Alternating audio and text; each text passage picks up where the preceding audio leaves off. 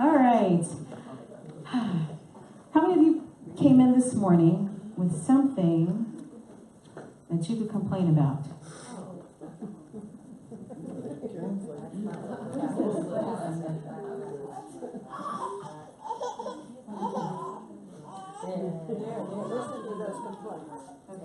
There we go. Okay. All right, so I'll ask again. Raise your hand if you came in this morning and had something you could complain about. Come on. If you're not raising your hand, I want to be you. I had. This was one of those mornings. Okay. But now you all shared something that you had to be grateful for, yes? Okay, so we all have these things in our lives. We have things that we can be grateful for, and we have things that we could complain about, yes? Absolutely. Do you know that where you put your attention makes all the difference? It makes all the difference. Every single day, you make that choice of what it is that you are going to focus your attention on. I had one of those mornings, and I'm so glad that we're talking about gratitude. Because it is the thing that turns it all around. Even if you have a lousy day or a rough start to the day, find something to be grateful for, and it will turn everything around. So we're going to spend some time talking about this idea today. As you know, as most of you know, if you're not a visitor, first timer here, that every month we're talking about a different value that we hold dear in Centers for Spiritual Living. And our value for this month happens to be financial health and prosperity. And gratitude goes very well with that. So prosperity is not just about having things. It is the consciousness that attracts those things. Prosperity is a way of living and a way of thinking. It's not just about having money or having things. How many of you know that? You understand that, right? Prosperity is not about the things. It is about the mindset, the understanding where your thought is, where your consciousness is, that allows you to have the life and the things and the relationships and the health and what it is you want to experience in life. So that's what prosperity is. When we establish ourselves in the consciousness of God, the whole universe moves to flow into us with its abundance of life and substance. Let's break that into pieces there. When we establish ourselves in the consciousness of God, now what does that mean? Right? That means that we feel ourselves in the sense of what is it God feels? What is it that God would feel? Not in my small, puny human self, but what is the divine? What is God consciousness? So it's not, can you imagine God saying, wow, I'd really like to get this done. I wonder if I have the resources to do that. Is that something that, if God is God, that's not even a consideration, right? God speaks, spirit speaks, consciousness speaks, and it knows that it's already done. Right? The word is what creates. So we are to speak from that consciousness of knowing that divinity within us, that as we speak, that as we move, that as we live and breathe and play and sing and dance and all of that, that we are spirit in expression. That we are, each one of us, the divine spark, expressed individually as each one of us. So as we establish ourselves in that consciousness, in that understanding, in that knowing, we grow in our prosperity. We flow, and the whole universe flows with us to give us that, we are in the flow of that abundance, to give us that life and that substance that we want. And that's really a lifetime path. It's not something you decide right here and now. We get glimpses of it. Has anyone else gotten glimpses of that? Of feeling in that God consciousness and that knowing. And then, something happens, it slips away. And it comes back. It comes back. And the more you practice, the more you are on your spiritual path, the easier it gets to get yourself back on track. Ernest Holmes said this: "A power greater than you has put you here. You are one with life because you represent life. You are one with the infinite intelligence because you can think and reason and have the capacity to choose. You are a creation of divine mind and therefore a child of God." pretty amazing stuff, really, when you think about it. Now, how many of you can say those things, but how many of you really feel that? Can you really, really embody that and feel that? At least once a day. At least once a day. Good for you, Gail. It's taken a while to get to that point, though, hasn't it? See, because most of us, even if we're sitting in this room, even if we have been part of this teaching and you hear this, that we are the living expression of God. We are how God speaks and moves through this world. Most of us don't feel that. Most of us don't feel that. Most of us, going backwards. Most of us are feeling that. Most of us are feeling that. I grew up in a faith tradition where I said it every Sunday. Lord, I am not worthy to receive you, but only say the word and I shall be healed. And I thought about that this week. How many times did I say that over my life? Lord, I am not worthy. I am not worthy. It's something that God drilled into me as a kid and as an adult. And how many of us are still carrying that around, still trying to shake that off? I'm not worthy. Who says you're not worthy? Right? Everybody else out there will tell you you're not worthy. And you need this much money, and you need to look like this, and you need to drive this kind of car, and you need to have this kind of relationship, and your kids need to behave just so, and then you can be worthy. Maybe, but then we'll try to sell you this other thing to make you a little more worthy. Right? We're all walking around with this sense deep down that we're not worthy. And it's a lie. It's a lie. It's an absolute lie. The truth of it is that you are worthy of every good thing, not because of what you've done, not because of what you believe even. None of that has anything to do with it. You are worthy because you're here, because you were born. You didn't, as Ernest Holmes said, you didn't bring yourself here, right? Did you create yourself? None of us did, right? You can't even breathe on your own. Try to stop breathing for a little while and see how that life force takes over and breathes through you. You did not create yourself. It's God that created you, that created each and every one of us, the universe. Therefore, you are worthy just because you're here. Take that in. Take that in. And now, to release all of this other lie that we've been told, how do we do that? How do we do that? Well, that's what I'm going to share with you this morning, because there is a way that you can do this with ease and with grace, as Shanna's so beautifully saying. Because it is by your thinking that you are either adding good to your life, you are either adding good or you are taking away from it. So when you're in that complaining mode, when things aren't going right, what does that do to your energy, to your psyche, to your everything? Is it an expanding kind of a thing? Do you want to go out there and engage with people? No, of course not. It's a very contracting. It's something that makes you small. It's something that keeps you small when you're in that negative frame of mind. However, by that very same thinking, you can choose something else and go into a more expansive mode of being. Right? Where you want to engage, where you want to be part of life, where you want to give your gifts, where you want to be with other people, or doing the thing that you love. There's a way that you can do that, and it has to do with changing your mind. How do we then expand our sense of deserving?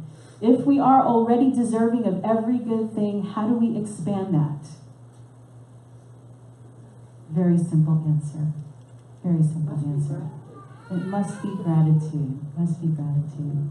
Now, we're all taught, and we all teach our kids to say please and thank you. But gratitude is so much more than just politeness or something that we say out of duty.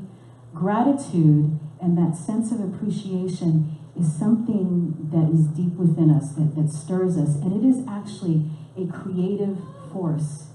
It is the most creative force there is in this universe. Gratitude. Gratitude.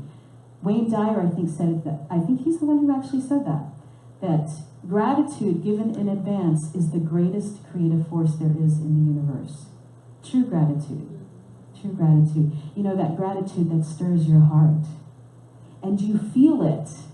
Again, you feel it in your body when you're in that sense of expansiveness, When someone gives you something, or you see a beautiful sunset, you have that feeling of awe. You see something, an interaction between people, an experience of true love. See two people really in love with each other. And you get that sense of, it feels so good. And your heart feels like it's going to open up, kind of like, what's that character? Not Scrooge, but yes, it happened to Scrooge too. I'm thinking of the Grinch. The Grinch, right? When his heart gets so big, it feels like it's going to burst out of his chest. I think we've all had that experience at one time or another. Gratitude. Gratitude is a creative force. So Thanksgiving is not just a reactionary emotion. Now, what does that mean? You don't have to wait to give thanks until something happens. As Wayne Dyer said, you can give thanks in advance of your good, knowing that it's coming. And that brings it to you even faster. Because Thanksgiving is not just a reactionary emotion, it is a causative energy. It is a causative energy. Cause and effect. Cause and effect. Last time we were here, I talked to you about the laws of the universe. Just a couple of them. We know that there are laws that govern life here on earth. Right? That there's gravity. And whether you believe it or not, or you like it or not, you're still subject to the effects of gravity. Yes? We are all subject to that. There are spiritual laws as well as physical laws. Cause and effect is one of those that is both physical and spiritual. Every effect, everything you see in this outside world is the effect of some cause that was put in motion. Would you agree? Yes. Can you think of anything that is here that didn't have a cause before it was here? Could I say my husband? Everything has a cause. Every effect that we see has a cause. Thanksgiving, giving thanks for your good, even in advance of it being here, is the cause that will bring that effect into your life. Whatever it is that you're wanting, whatever it is that you're searching for. Last time we were together, I talked about specifically the law of circulation and the idea that giving is what activates receiving. So if you had a wood stove in your house, would you sit in front of it and say, give me a little heat there, and then maybe I'll put some wood inside? We don't do that, right? That's absurd. You wouldn't do that. But yeah, that's what we do with life. That's what we do with life. It's like, give me a little something, show me a sign, give me this, give me that, and then I'll give. Right? When the universe opens up, when my job gives me this much, when this person gives me the money they owe me or whatever, right? That's when I'll give. I'll give when you give to me.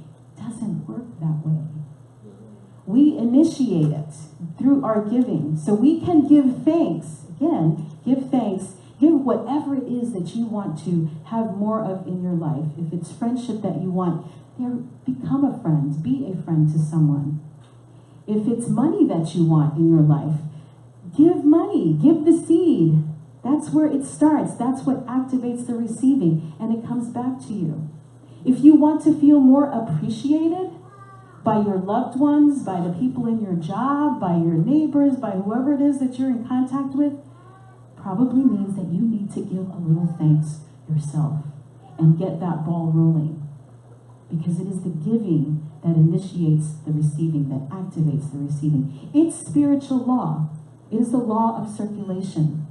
Everything in life circulates. And if it doesn't, there's a problem.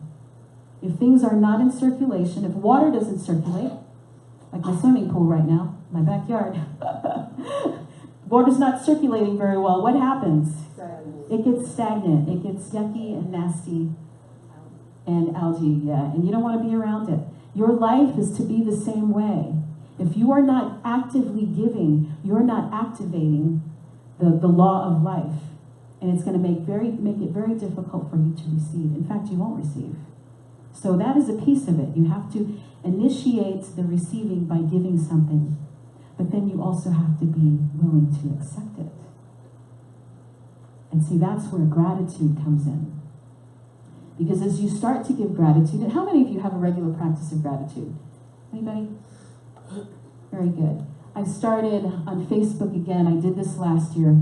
3 things to be grateful for every day. And they're always 3 different things. And some people think, I can't do that. But the thing is, once you start, you put that ball in motion, you initiate by giving the thanks, guess what happens? You find more things to be thankful for. It's spiritual law. The more thanks you give, the more things you find to be grateful for. The more things will just show up. I have a friend I shared this idea with, and she was in a very, very bad way. Like those moments where it feels like all of life is starting to fall in on you, the relationship's not working, the health is bad. And I shared with this, I said, all I want you to do, I heard her story, she got to get it out of her system, release it. And I said, now just start with gratitude, just 3 things. And write them down. Write them down or share them with somebody. Speak them aloud. 3 things. Within 2 days, I kid you not, within 2 days, she got a call from the daughter she'd been estranged from for the past 5 years. And that was one of the great pieces of her angst, was not having a relationship with her daughter and with her grandchildren. And that changed within 2 days of changing her focus from complaining and blaming and what wasn't working in her life to gratitude. It's miraculous. It really is. And it can feel like a miracle when it happens to you. Because what we appreciate grows in our awareness. Now that word appreciate is an interesting word because it's used in the world of finance. What does it mean when your money appreciates?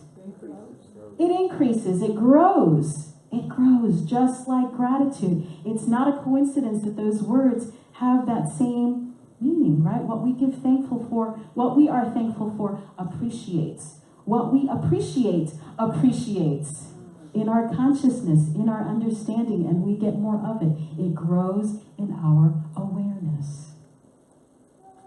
It's not superstitious, it's not magical, it feels like it. But it's spiritual law. It is that law of circulation. You give thanks and you will find many more things to be grateful for. What we appreciate grows in our awareness. Now this is another little interesting piece, that gratitude in good times maintains the status quo. What do I mean by that?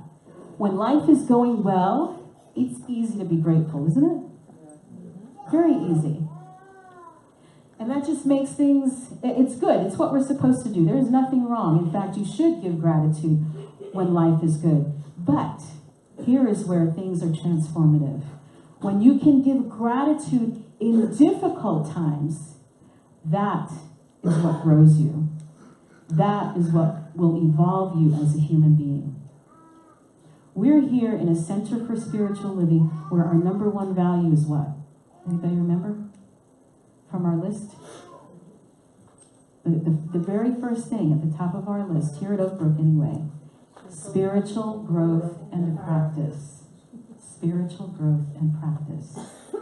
One of the things that will grow you faster than anything else is this idea of gratitude, especially during difficult times. Gratitude in difficult times will take you in that upward spiral of your life to your next greater yet to be. Now last week, if you were here, you know that we did a dedication to Ken Green. And Ken, for those of you who don't know, Ken has been a member here for the past 25 years. Ken has been has sat on the board in all different positions, but he was president for many years, he was treasurer for many years. He has been a very, very dedicated member of this community, given in so many ways, given of his time, of his talent, and certainly of his treasure. When he was our treasurer, I never worried about the money. I always knew that it was going to be okay because Ken had that consciousness of prosperity, and if the money wasn't there, he'd throw it in out of his pocket. Earlier this year, we got a gift of $20,000 from this man. And so his health has been failing. When Betty passed, his partner, earlier this year in February, his health kind of took a decline, but he wasn't ready to leave his home yet. His daughter wanted to take him to Tampa. In fact, she did take him for a couple of weeks, maybe a week. And Ken came back. He said, I live here. This is my home. I'm not going anywhere else. You can't uproot a full-grown tree. I just love that. I will use that forever. So Ken came back, and still his health had been failing a little bit at a time. And finally somebody said, you know, your daughter really needs you because she's concerned about you and this going back and forth, Ocala to Tampa. She works full-time. You really should be close for her. It will be a help to her. And you can help her as well. So he said yes. He said, okay. So we planned this gathering last week to pay dedication to him and show him how much we love him and appreciate him. And as you know, he didn't show up. And it was a little frightening. It was a little disconcerting. And I thought to myself, well, you know, maybe this is so that I could just get through the service this morning. It was already a difficult week, just thinking about him not being here and my own grief over losing him, knowing that he's moving away. There was that piece of it. He's not gone forever. He's just moving. But it was still a very sad time for me. So the fact that he wasn't here made it a little bit easier in a way to be able to just get through the service. But we knew something, there was a sense that something wasn't right. He never misses service. He eats in the same place for breakfast every day. Something wasn't right. So I called his daughter, and she said, there must be something wrong. I spoke to Dad yesterday. He was excited to be here. I called the police. So we went to Ken's house. Ken wasn't in his house after the police got inside and checked. He wasn't there. As it turns out, his car was there. His car was there, and I thought, the rapture? I mean, if anyone would get raptured, it would be Ken Green. But the police canvassed the neighborhood, and they found out that someone had fallen the day before and was taken to the hospital in an ambulance, and they didn't know it could be him. We didn't know. As it turned out, it was Ken. So he was in the ICU with a kind of nasty head injury, and he is still there. He's still there recovering. Interesting, another little interesting piece that some people knew about. When I picked up the cake Sunday morning from Publix, I looked at it looked okay. I brought it here, went to take it out of the box. And the cake was supposed to say, best wishes, Ken. We'll miss you. That's what the cake was supposed to say. What the cake said instead was, best wishes, Ken will miss you. Got it? Best wishes, Ken will miss you. Yeah, one letter and an apostrophe. That added to my angst that morning. And as it turns out, it was the message. I'm looking at it going, who the heck puts that on a cake? That doesn't make any sense. The woman knew what it was for. What the heck? Kelsey got the little, got a toothpick there and started fixing it. But you know what it was? I wanted it to be perfect. I wanted it to be perfect for Ken. And guess what? It was perfect. It was exactly what it needed to be. Now, I can't tell you that I'm grateful for what happened because I'm absolutely not grateful. Right? So we're not grateful for the things that happen. But in every circumstance, we can give thanks. Right? That's right.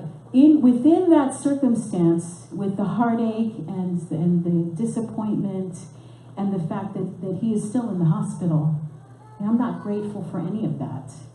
But there were things that I could be grateful for within the situation. The fact that we had that service scheduled, that particular morning, you know, Ken was supposed to be here, that was a sign something wasn't right. If it was any other Sunday, I might not have thought about it. I certainly would have gone to his house to check on him. Right? And who knows when we would have found out that he was in the hospital. Right? There was the message on the cake, which I felt like, you know, that's your sign. I ask for signs all the time. God, show me, you know, am I going the right way? It may not be what I want, but it is what it needs to be for him. He will leave the hospital, and if he leaves the hospital, we don't know what that is. But right now, I am praying, and just praying and knowing that it is the best possible outcome for Ken and his family.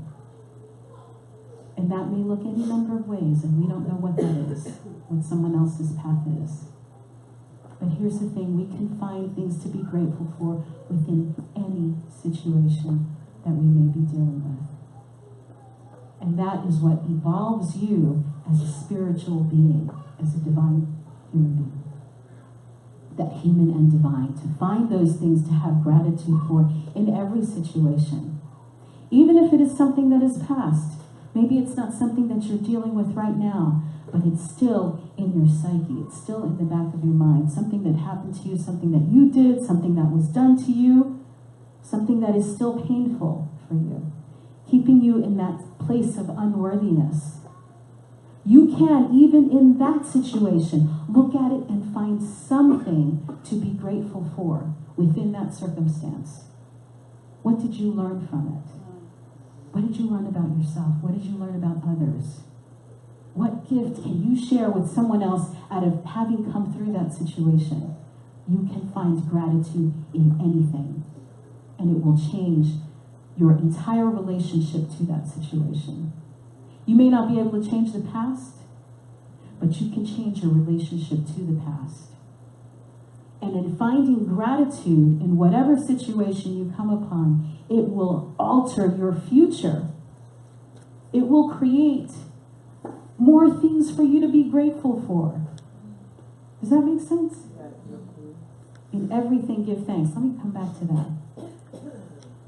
This statement is something that Paul says in Thessalonians. I guess it's a letter that he's written. And he's been in Roman prison. And prison's no joke. Prison's no fun, no matter where you are. But back in that time, it was torturous. So even he's coming through that, he said, he learned that in every circumstance, give thanks. Was he grateful for being in prison? I'm sure not. I can't imagine he would have been grateful for that, right? But he could find things to be grateful for even within a very difficult circumstance. I knew you were going to be here, Frank. Last time he was here, we talked about Viktor Frankl. And I put this in my PowerPoint yesterday, the day before. I thought, he's going to show up again because there's Viktor Frankl. For those of you who don't know who Viktor Frankl is, he was a psychologist who survived the Holocaust. He was a physician. He was a psychiatrist, I believe. At any rate, he had written a manuscript in his time there. And all his family was killed. His wife was killed, all his relatives. He was by himself.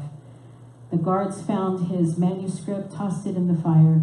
Very last thing he had that was of any value to him, of material things, was his wedding band. The guards saw that, and they took that from him as well. And in that moment, it was a transcendent moment for him where he decided, he said this, everything can be taken from a man but one thing, the last of our human freedoms, to choose one's attitude in any given circumstance, to choose one's way. He made a decision in that transcendent moment that those guards would not turn him into someone who would hate. They could not make him hate. That was a freedom that he held within himself. And he chose to do otherwise. And in making that decision, in that transcendent moment, and deciding that he would be the one, he was the captain of his soul. He could say which way he was headed. Right? He could still love people, even in the depths of that hell and despair, that he could still love. And that is what propelled him into the next part of his career, where he taught and he wrote books that have changed lives all over this globe. All over. Because he understood this, that in any given circumstance, we have the opportunity. In fact, not just the opportunity, but in every circumstance we are choosing, whether we know it or not, whether we're doing it by default, whether we're doing it intentionally, we are always, always, always making a choice. Therefore, choose gratitude. Choose gratitude. Make it your daily practice. Find 3 things to be grateful for every day. Share it with your sweetie. Share it with your kids. It will change the trajectory of your life. Gratitude. Is this helpful for anyone today? All right.